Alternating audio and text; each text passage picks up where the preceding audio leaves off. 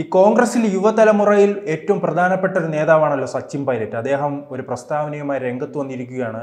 B J പിയെ ജനങ്ങൾ മടുക്കുന്നതുവരെ കോൺഗ്രസ് കാത്തിരിക്കാതെ പോയി പ്രവർത്തിക്കൂ എന്നാണ് അദ്ദേഹം ആവശ്യപ്പെട്ടിരിക്കുന്നത്. കാരണം ജനങ്ങൾക്കിടയിലേക്ക് നേതാക്കൾ എത്തണം, എന്നാൽ മാത്രമേ പാർട്ടിക്ക് വളർച്ച ഉണ്ടാകുമെന്ന് സച്ചിൻ പൈലറ്റ് പറഞ്ഞിരിക്കുന്നു. ഇതുവല്ലും രാഹുൽ ഗാന്ധി കേൾക്കുമോ? എവിടെ കേൾക്കാൻ? ബുദ്ധിജീവികൾ നേരത്തെ പറഞ്ഞ കോൺഗ്രസിൻ്റെ ഗ്രൂപ്പ് ഓഫ് 23 എന്ന് പറയുന്നത് അവർ കേട്ടിരുന്നെങ്കിൽ എത്ര നന്നായിരുന്നേനും കോൺഗ്രസ്സിന്. അവർ പറഞ്ഞതെല്ലാം പോയിട്ട് ഇദ്ദേഹത്തിന് പ്രധാനമന്ത്രിയാവണം, ഇപ്പം നരേന്ദ്രമോദി പോവും, നമ്മൾ തോൽപ്പിക്കും എന്നുള്ള അമിതമായ ആത്മവിശ്വാസത്തോടു കൂടി ഭാരത് ജോഡോ യാത്ര നടത്തി ഇപ്പോൾ നിലംപരിശായിട്ട് കിടക്കുന്നു. കാറ്റ് തീർന്നു. പിന്നെ ഹിൻഡൻബർഗിൻ്റെയും ജോർജ് സൊറോസിൻ്റെയും ഒക്കെ സഹായത്തോടു കൂടിയാണ്, ഡീപ് സ്റ്റേറ്റിൻ്റെ സഹായത്തോടു കൂടിയാണ് പലതും. അദ്ദേഹത്തിൻ്റെ വാക്യങ്ങൾ തന്നെ അവർ രൂപപ്പെടുത്തിയതാണ് തകർക്കാൻ വേണ്ടി. നമുക്കറിയാമല്ലോ അവരുടെ ഒരു രീതി എന്ന് പറഞ്ഞാൽ തങ്ങളുടെ വരുതിക്ക് നിൽക്കാത്ത രാജ്യങ്ങളിൽ ഒന്നുകിൽ ഇസ്ലാമിസ്റ്റ് തീവ്രവാദം പ്രചരിപ്പിക്കുക, അല്ലെങ്കിൽ ഈ അർബൻ നെക്സലിസം ഇത് പ്രചരിപ്പിക്കുക. അപ്പോൾ ഇത് രണ്ടിൻ്റെയും കൂടി ഒരു ഇരയായിട്ട് മാറിയ ആളാണ് നമ്മുടെ രാഹുൽ ഗാന്ധി.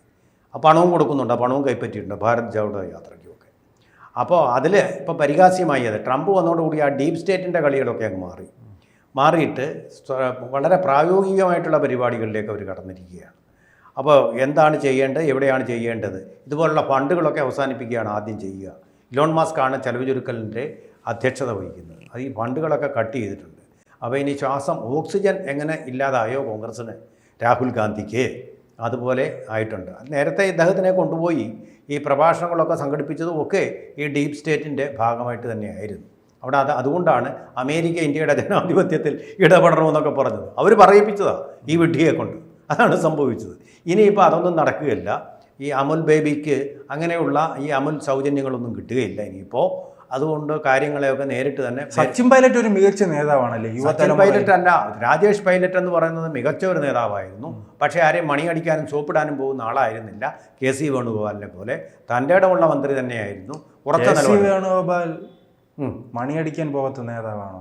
മണിയടിക്കുന്ന നേതാവ് എന്നാണ്. KC വേണുഗോപാലിനെ പോലെ മണിയടിക്കാൻ പോകുന്ന നേതാവായിരുന്നില്ല. കിച്ചൺ ക്യാബിനറ്റിൻ്റെ ഭാഗമായിരുന്നില്ല. പറയേണ്ടത് തുറന്നു പറയും. ജനപിന്തുണയുണ്ട്, വമ്പിച്ച ജനപിന്തുണ. അദ്ദേഹം അവിടെ ഈ തലയെക്കെട്ടും കെട്ടി നിൽക്കുന്ന യോഗങ്ങളിലൊക്കെ പങ്കെടുക്കുന്നത് ഒരുപക്ഷെ സോണിയാഗാന്ധി പ്രസംഗിക്കുന്നതിനേക്കാൾ കൂടുതൽ ആളുകൾ പങ്കെടുക്കുന്ന യോഗങ്ങളിൽ പങ്കെടുത്ത് തൻ്റെ ഇടമായിട്ട് രാഹുൽ ഗാന്ധിയോടായാലും രാജീവ് ഗാന്ധിയോടായാലും പറഞ്ഞിട്ടുള്ള നേതാവാണ്. അതുകൊണ്ട് തന്നെ രാജീവ് ഗാന്ധിയുടെ ഇഷ്ടക്കാരുടെ ലിസ്റ്റിൽ അദ്ദേഹം പെട്ടിരുന്നുമില്ല എന്നുള്ളതൊരു വസ്തുതയാണ്. അദ്ദേഹത്തിൻ്റെ പാരമ്പര്യമുള്ള മകൻ തന്നെയാണ് സച്ചിൻ പൈലറ്റ്. അദ്ദേഹം കല്യാണം കഴിച്ചിരിക്കുന്നത് ഫറൂഖ് അബ്ദുള്ളയുടെ മകളെ എന്ന് പറഞ്ഞു കഴിഞ്ഞാൽ ഒമർ അബ്ദുള്ളയുടെ സഹോദരിയെയാണ്. അദ്ദേഹം സാറ എന്നാണ് പേര്, കല്യാണം കഴിച്ചിരിക്കുന്നത്. അദ്ദേഹം മതമൊന്നും മാറി സാധാരണ അങ്ങനെ കല്യാണം കഴിക്കില്ല. കാശ്മീരിൽ നിന്ന് ഒരാളിനെ പോലും പുറത്തൊരാൾക്ക് കല്യാണം കഴിക്കാൻ പറ്റാത്ത ഒരവസ്ഥയായിരുന്നു ഉണ്ടായിരുന്നത്. അതായത് അദ്ദേഹം കല്യാണം കഴിച്ചു. ഇപ്പം പറ്റും, പക്ഷേ ആ കല്യാണം കഴിച്ച ഒരു അപൂർവമായിട്ടുള്ള കാര്യം തന്നെയാണ്. കല്യാണം കഴിഞ്ഞിട്ട് സാറ എന്നാണ് അവരുടെ പേര്. ഇദ്ദേഹത്തിൻ്റെ പേര് സച്ചിൻ പൈലറ്റ് എന്ന് തന്നെ തുടരുകയും ചെയ്തു. അല്ല, അദ്ദേഹം അന്ന് രാജസ്ഥാനിൽ ഇദ്ദേഹത്തിൻ്റെ കഴിവ് കൊണ്ടാണ് വലിയ രീതിയിൽ കോൺഗ്രസിന് മുന്നേറ്റം ഉണ്ടാക്കാൻ കഴിഞ്ഞത്. പക്ഷെ അവസാനം ട്രോഫിയുമായി പോയത് ഗെഹ്ലോട്ടാണ്. ഗെഹ്ലോട്ട് എന്ന് പറഞ്ഞാൽ അഴിമതി നിറഞ്ഞ രാഷ്ട്രീയക്കാരൻ. പ്രായോഗിക രാഷ്ട്രീയമായിരിക്കാം, പക്ഷേ സച്ചിനായിരുന്നുവെങ്കിൽ പിന്നെ BJP അവിടെ അധികാരത്തിൽ വരില്ല. സച്ചിൻ പൈലറ്റ് അത്ര നല്ല ജ്യോതിരാദിത്യ സിന്ധ്യ എന്ന് പറയുന്ന പോലെ അഗ്രസീവാണ്, ജനങ്ങൾക്കിടയിൽ പ്രവർത്തിക്കും. അതുപോലെ തന്നെ ബുദ്ധിജീവിയുമാണ്. അദ്ദേഹം വെസ്റ്റേൺ എഡ്യൂക്കേറ്റഡ് ആണ്, നല്ല രീതിയിൽ വിദ്യാഭ്യാസമുള്ള ആൾ തന്നെയാണ്. നല്ല മിടുക്കനായ സമർത്ഥനായ ബ്രില്യൻ്റ് ആയിട്ടുള്ള നെഹ്റുവിനെ പോലെ തന്നെ ആ ഒരു ബ്രില്യൻസും ഒക്കെയുള്ള എറുഡിഷനും ഒക്കെ ഉള്ള ഒരു നേതാവ് തന്നെയാണ്. അതുപോലെ തന്നെയായിരുന്നു ജ്യോതിരാദിത്യ സിന്ധ്യ. അദ്ദേഹം BJPയിലേക്ക് പോയി കഴിഞ്ഞു. പോകാനുള്ള ആളായിരുന്നു സച്ചിൻ പൈലറ്റ്. രക്ഷപ്പെട്ടേനെയും കേന്ദ്രമന്ത്രിയോ എന്തെങ്കിലും ഉന്നത പദവിയിലെത്തിയേനെയും. അപ്പം ഇപ്പോൾ അദ്ദേഹത്തിൻ്റെ വാക്കുകൾ താങ്കൾ പറഞ്ഞല്ലോ, അത് സൂചിപ്പിക്കുന്നത് അദ്ദേഹം നിരാശിതനാണ്. ഇപ്പോൾ രാഹുൽ ഗാന്ധി വിചാരിച്ചിരിക്കുന്നത് ഇപ്പോൾ നരേന്ദ്രമോദി ഗവൺമെൻറ് അങ്ങ് പോവും, അത് കഴിഞ്ഞാൽ എനിക്ക് അമ്മയുടെ കൂടെ പ്രധാനമന്ത്രിയായിട്ടിരിക്കാം, ഇങ്ങനെ സന്തോഷിച്ചിരിക്കാം എന്നുള്ള വിഡ്ഢിച്ചിരിയും ചിരിച്ചുകൊണ്ട് അനിയത്തിയുണ്ട് ഇപ്പോൾ. അതെ, ആ സ്വപ്നവും കണ്ടുകൊണ്ടിരിക്കുകയാണ്. ഇപ്പോൾ ആയിക്കളയാം എന്നുള്ള ഒരു കാഴ്ചപ്പാടോടുകൂടി ഇരിക്കുകയാണ്. ഇത് നടക്കുകയില്ല. പണ്ട് മോദി പറഞ്ഞതുപോലെ എന്തോ 10 മാർക്ക് കിട്ടിയപ്പോൾ നിനക്കാണ് ഏറ്റവും കൂടുതൽ മാർക്കെന്ന് പറഞ്ഞത്. അമ്മ സമാധാനിപ്പിച്ചു മകനെ. അപ്പോഴാണ് പിന്നെയാണ് അറിയുന്നത് 100-ലായിരുന്നു ഈ 10 മാർക്ക്. 10-ൽ 10 എന്ന് വിചാരിച്ചുകൊണ്ടിരുന്നു.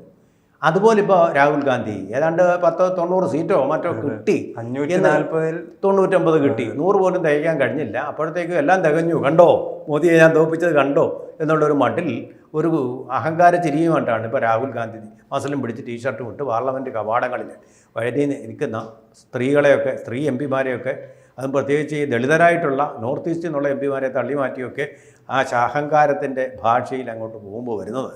പക്ഷേ സച്ചിൻ പൈലറ്റ് ബുദ്ധിമാനായതുകൊണ്ട് അദ്ദേഹത്തിന് അറിയാം ഇനിയും വരാൻ പോകുന്ന നാളുകൾ ശോഭനമല്ല ഭാവി. ജനങ്ങൾക്കിടയിലേക്ക് ഇറങ്ങി ആഞ്ഞു പ്രവർത്തിക്കണം. കാരണം BJP നരേന്ദ്രമോദിക്ക് അപ്പുറം വളർന്നുകൊണ്ടിരിക്കുകയാണ്. കാരണം ഇപ്പോൾ മോദി ഇല്ലെങ്കിലും വിജയിക്കാമെന്ന് പല സംസ്ഥാനങ്ങളിലൂടെയും BJP തെളിയിച്ചുകൊണ്ടിരിക്കുകയാണ്. അവർ പുതിയ നേതാക്കളെ ജനങ്ങൾക്ക് മുന്നിലേക്ക് വയ്ക്കുന്നു. പക്ഷെ കോൺഗ്രസ് അങ്ങനെയല്ലല്ലോ. കോൺഗ്രസ് എവിടെ പോയാലും രാഹുൽ ഗാന്ധി, എല്ലാ ഫോട്ടോയിലും രാഹുൽ ഗാന്ധി, അല്ലെ, നയിക്കാൻ രാഹുൽ ഗാന്ധി, പാർട്ടിയുടെ എല്ലാ പ്രവർത്തനങ്ങളും നിയന്ത്രിക്കുന്ന രാഹുൽ ഗാന്ധി. അങ്ങനെ രാഹുലിലേക്ക് ചുരുങ്ങുമ്പോൾ കോൺഗ്രസിന്റെ ഭാവി എന്താവും? ഒന്നും ആവില്ല. അതൊന്നും ആവാതെ കോൺഗ്രസ് മുക്ത ഭാരതമാവും എന്ന് മാത്രമല്ലല്ലോ. ഇപ്പോൾ BJP നോക്കൂ, എത്ര ബുദ്ധിജീവികളാണ്, നന്നായിട്ട് കാര്യങ്ങൾ അവതരിപ്പിക്കാൻ പറ്റിയ വക്താക്കൾ തന്നെ.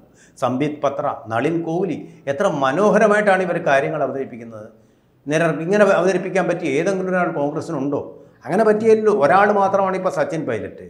ജ്യോതിരാദിത്യ സിന്ധ്യ അവതരിപ്പിച്ചേനെ, പക്ഷേ അദ്ദേഹം ഒരാളുണ്ടായിരുന്നല്ലോ, മണിശങ്കർ അയ്യർ. അദ്ദേഹത്തിനെ ഇപ്പോൾ കാണും. ഇപ്പോൾ ജയറാം രമേശാണ് ഇദ്ദേഹം പറയുന്ന ഡിറ്റോ. അതായത് നമ്മുടെ ജോർജ് സൊറോസ് പറയുന്നതും അതുപോലെ ഹിൻഡൻബർഗ് പറയുന്നതുമാണ് ഇദ്ദേഹം പറഞ്ഞുകൊണ്ടിരിക്കുന്നത്. അതിനപ്പുറം യാതൊരു കാഴ്ചപ്പാടും അല്ല. ഇത് കോൺഗ്രസിൽ നേതാക്കളുടെ ക്ഷാമം കൊണ്ടാണോ അതോ വളർത്തിക്കൊണ്ടുവരാത്തതായിരിക്കും? വളർത്തിക്കൊണ്ടുവരാത്തതാണ്. രാഹുൽ ഗാന്ധിക്ക് വേണ്ടി ഭീഷണി ഉണ്ടാക്കാതെ ഇരിക്കാൻ വേണ്ടിയിട്ട് ഇതിന് ഭീഷണിയാവുമെന്ന് തോന്നുന്ന ആൾക്കാരെ എല്ലാം അവർ ഗില്ലറ്റും ചെയ്യും. അതാണ് ഇപ്പോൾ ശശി തരൂരിനും സംഭവിച്ചത്. അതാണ് AICC പ്രസിഡൻ്റാക്കാമായിരുന്നു.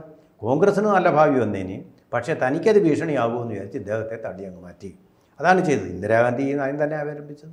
തനിക്ക് ഭീഷണിയാവുമെന്ന് കരുതിയാണ് കാമരാജിനെ പോലുള്ള നേതാക്കളെ. അല്ല, ഇതേ സെയിം നിലപാടായിരുന്നു ജ്യോതിരാദിത്യ സിൻഹയ്ക്ക്. അദ്ദേഹം ഇത്തരം പ്രശ്നങ്ങൾ ചൂണ്ടിക്കാട്ടി മധ്യപ്രദേശിൽ അങ്ങനെ നിരന്തരം നിന്ന് അവസാനം അദ്ദേഹം ഗതികെട്ട് BJP-യിലേക്ക് പോയി.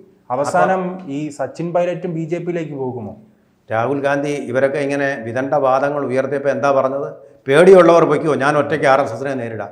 കണ്ടില്ലേ അദ്ദേഹം ഒറ്റയ്ക്ക് നേരിടുന്നത്? ഡൽഹിയിൽ കണ്ടില്ല നേരിടുന്നത്, ഹരിയാനയിൽ കണ്ടില്ലയോ നേരിടുന്നത്? ഇനിയിപ്പോൾ തെലങ്കാനയുടെ സ്ഥിതി അതായിരിക്കും. അവിടെ കുംഭമേളയ്ക്ക് പോയപ്പോൾ ഒരു ദുരന്തം ഉണ്ടായപ്പോൾ അവർ പറഞ്ഞു, കണ്ടോ ഇത് മൃത്യുമേളയാണെന്നൊക്കെ പറഞ്ഞു, ഇത് റെയിൽവേയുടെ പിടിപ്പുകേടാണെന്ന് പറഞ്ഞു. ഇപ്പോൾ തെലങ്കാനയിൽ നടക്കുന്ന അവിടെ ടണൽ നിർമ്മാണത്തിലായത് സംഭവിച്ചത്. ജവഹർ ടണൽ ഉൾപ്പെടെ എത്ര ടണലുകളാണ് മോഡി നിർമ്മിച്ചത്? ഒരൊറ്റയാൾ മരിച്ചിട്ടില്ല. ഇപ്പോൾ അവിടെ തെലങ്കാനയിൽ ഒരു ടണൽ ഉണ്ടാക്കിയപ്പോഴത്തേക്കും 4 പേര് ഇപ്പോഴും മണ്ണിനടിയിലാണ്. ഉണ്ടോ ഇല്ലയോ എന്ന് അറിയത്തില്ല. അത്ര പരിതാപകരമായ അവസ്ഥയിലാണ്. ജീവനുണ്ടോ ഇല്ലയോ എന്ന് അറിയത്തില്ല. ആ അവസ്ഥയിലാണ്. എന്നിട്ട് മന്ത്രിമാരെല്ലാം കൂടെ എന്ത് ചെയ്യണമെന്നറിയാതെ താടിക്ക് കൈയും വെച്ചിങ്ങനെ ഇരിക്കുക. അതാണ് അവസ്ഥ അവിടുത്തെ. ഇപ്പോൾ NDRF, കേന്ദ്ര ഗവൺമെൻറ്റിൻ്റെ NDRFിൻ്റെ ഫോഴ്സ് കട്ടക്കിന്ന് എന്നിട്ടാണ് രക്ഷാപ്രവർത്തനങ്ങൾ നടത്തുന്നത്. അവരടുത്ത് വരെ എത്തിയിട്ടുണ്ട്. കേന്ദ്രം വേണോ അവിടെയും. എന്നിട്ടാണ് ഈ തമിഴ്നാട് ഗവൺമെൻറ് പറയുന്നത്, ഞങ്ങൾ നികുതി തരത്തില്ലെന്ന് വെച്ചാൽ നിങ്ങൾ എന്തോ ചെയ്യും? ഈ കൂപമണ്ടൂപം.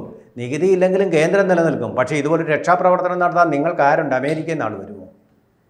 തമിഴ്നാട്ടുകാരൻ സ്റ്റാലിനാണ് ഈ പറയുന്നത്. ഞങ്ങൾ UGC ഗ്രാൻഡ് ഞങ്ങൾക്ക് നിർത്തലാക്കി, ഞങ്ങൾ ടാക്സ് തരുന്നുണ്ട്, ഒറ്റ തീരുമാനം എടുത്താൽ മതി. തമിഴൻ ഞങ്ങളെ അതിന് പ്രകോപിപ്പിക്കുന്നു, വെല്ലുവിളിക്കുകയാണ്, മസിൽ പിടിച്ച് കാണിക്കുക.